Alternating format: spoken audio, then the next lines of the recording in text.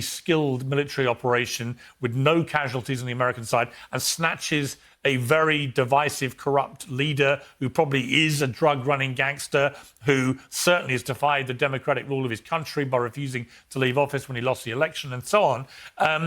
And he would say with Iran, you've got a vile regime that frankly needs toppling, and the people clearly want it toppled. That's why they're hitting the streets in such big numbers. And he constructs an argument for Greenland, which is that, this makes absolute military, strategic, economic, and every other sense you could possibly wish to have. And if the Greenlanders do a deal with us, then what's the problem? In other words, is part of the thing here Trump's rhetoric more than the actual actions that he's doing that makes you think the world order's being thrown up?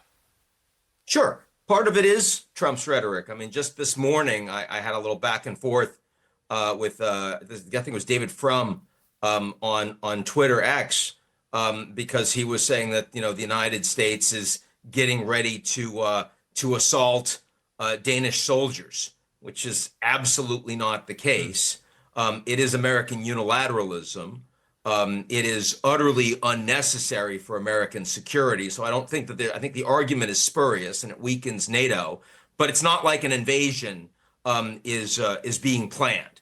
So I think that there are a lot of people that look at every single thing that Trump does and assume because it's Trump, it's a disaster. And a lot of what Trump has already done has been successful. Certainly the military operation in Venezuela, you and I would describe as successful. Certainly the first phase in Gaza, you and I would describe as successful, supported by the Security Council of the United Nations. And many senior cabinet members of the Biden administration have begrudgingly, at least privately, said that Trump has accomplished more on Israel-Palestine than Biden was able to. Yeah. So it's not about that. But again, I want to talk about the structure.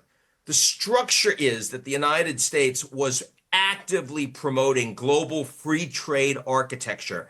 It is now using tariffs as the principal tool of weaponizing U.S. economic power globally, and American tariffs are higher than they've been at any point in almost 100 years. So that's very different.